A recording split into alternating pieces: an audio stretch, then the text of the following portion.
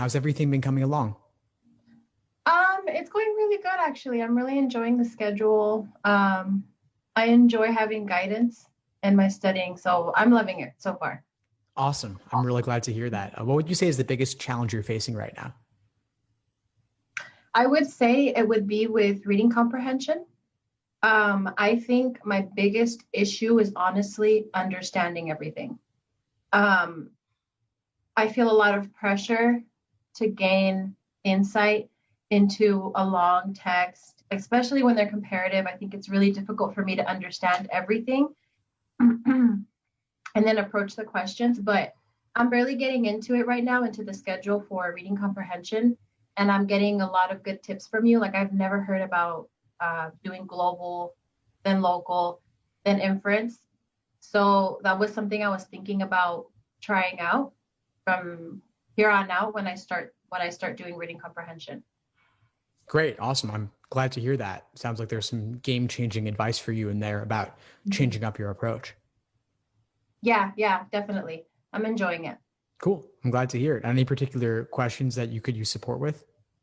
I did want to ask you about reading comprehension. Do you think there's anything else I could implement going forward since I'm just getting started? Check out all the master classes and deep dives inside the course. Aside from the foundational reading comp material, I've got live class recordings covering more advanced techniques. And so look at those if you're looking for more. For example, I did a deep dive recently where I spent an entire hour just talking about one passage and a couple of the global questions. That's it. So we really go in depth, word by word, sentence by sentence, line by line. And so we're doing another one tomorrow night. And so you could attend that one live, but you could also catch the recordings as well. Got it. Yes. Yes, I saw that. So I'm going to be joining that for sure. Fantastic. Okay. Excellent. So that's where you'll see more advanced material and just going more in depth on real everything, really. Okay, perfect. I'm looking forward to it. I also had another question for you, Steve. So I have actually taken quite a few of the recent practice tests. So what do you recommend for somebody like me who's already taken so many and they were the recent ones? What do you recommend in the next 5 weeks? Well, figure out exactly which ones you haven't done out of the most recent. So recent being 70s and 80s right now. If Mhm. there are any you haven't done, make those your full length exams that best give you that best estimate of where you currently stand in terms of your aptitude. And then the older ones are good practice too, though. I mean, the raw score conversions may be a little different, but with the flex, all the raw scores are kind of messed up anyway. And so anything you haven't seen before would be good fresh material to work on. And then the stuff you have done, that's still good practice too, because unless you would get a 180 on it doing it again, there's probably still something to be learned there. Okay, so it would be okay for me to redo them. Yeah, totally fine. Okay. You can still learn a lot from that material too. Okay. Um, and then since right now it's flex version and it's only 3 sections, do you recommend that I take it as a flex? So pretty much take it as a flex and then add a section, or should I just kind of take it as, because I know that you promote when it's, when everything was normal, adding a section to the 5 section test. So would you recommend doing like a 4 section test, or what do you recommend right now for the flex situation?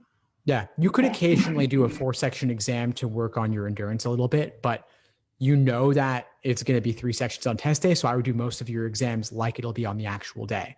November's a flex, so do 3 sections mainly. Okay, good to know. And then for logic games, I actually feel really good about. I feel like my approach is pretty solid. Um, but logical reasoning, sorry, it's one of those sections that I feel good about it. I feel like I understand almost everything. Obviously, you get hit with the hard questions and they're more difficult to understand, but I take your advice, I review, I really try to have a deep dive with each question I get wrong and just run with that. But I find it really hard when I'm testing. I feel a lot of pressure to get them all done. So I don't even get to all of them. And then it's just so much pressure. So I don't know, because when I blind review, I actually feel really good about it. I'll go back and do the ones I never got to. And I was like, wow, I wish I would have gotten to these. Like they were fine. Like I would have gotten them. But I think it's just like the pressure gets to me. I start asking myself, oh my God, I spent more than 2 minutes on this one. So what would you recommend? Because I feel confident about it when I'm not in test mode, but the moment I get in test mode, it becomes a really big like pressure issue for me. Yeah, great question. First thing I would say is do more practice tests to make it so that test day is like just another dry run. And so the more timed exposure you can get, the more you'll build up your tolerance of being under those conditions. And then I would also recommend mindfulness meditation. Have you ever tried anything like that? Yeah, so watching your videos, you talk a lot about meditating. And I feel like I hear that, but I'm always like, I don't need it. But I decided that I should give it a try. And so I've been doing it for maybe like a week now. And I feel like it's helpful. I feel like it gets me in a certain mood, just kind of like, it kind of just erases everything that's going on and then just gets me like in the zone. So yes, I'm working on that. Awesome. So even just a few minutes a day between now and the test can make a big difference over time to help with the nerves and help you let go of a previous question and stay focused only on the task at hand, especially in logical reasoning where they really are bite-sized. What happened in number 16 doesn't need to affect what happens in number 17, but your memory will still color it potentially. And so being able to have the willpower and the focus to let go of what happened before and just focus solely on the task in front of you is really how it relates there and why it's important. So I would try implementing that. Okay. Okay. And I actually really loved something you said in one of your videos. You talked about gaining a momentum when you're in LR, and that if you get to a hard question, you don't let it stump you. So the second you realize, okay, this is a complicated question, or like you say, like sometimes it's parallel and it's like further down the line. So it's like maybe in the 20s. So you automatically maybe skip it because you know it's going to take you a little longer. So I thought that was so helpful to think of taking the test as sort of like a not a race, but you know, like a slow and steady. You keep your confidence and you keep going. So that's something I felt was super helpful. And I'm going to implement that like 100% into my LR. Awesome. I'm really glad to hear, Denise. Yeah, that's it. I mean, you know what to do, it sounds like. Yeah, we'll see how it goes. Okay, and then I wanted to ask you a little bit about the difference between a personal statement and a diversity statement, and how those should be different and how different they should be. Do they need to complement each other? I wanted some insights on that. Yeah, great question. I actually have some lessons on this in the course. I have a whole section devoted to admissions and personal statements, diversity statements. I actually run application essay workshops inside the course. And so you could submit a draft and we'll go over it together in class. You'll get support from me as well as support from others. And by default, I have students submit them anonymously to help you get more honest feedback. And so it's a really fun space to play. I've done like a half dozen or so of them at least. And so I'll do another one soon. And so you could submit your drafts. And I also talk about admissions, a personal statement versus diversity statement. Short answer is there's not necessarily a huge difference between them, other than, of course, diversity statement should cover something diverse in nature, broadly speaking, whereas personal statement, you have a bit more flexibility and freedom regarding what would be appropriate to cover there. And PS is also longer than diversity statement typically. Got it. Okay. Okay, but I shouldn't be addressing, I shouldn't be like restating something that I said in my personal statement and my diversity, or is that okay? If it were a brief reference, that's fine, but I wouldn't repeat the same exact topic. I would use the opportunity to make it something different. Okay, so I think the only other thing I wanted to ask you was, I think we have a coaching call tonight. Correct. Yeah. So tonight at 9 p.m. Eastern. Okay. So how do I prepare for that? What does it usually consist of? Is there question asking, or is it just the topic that you're teaching?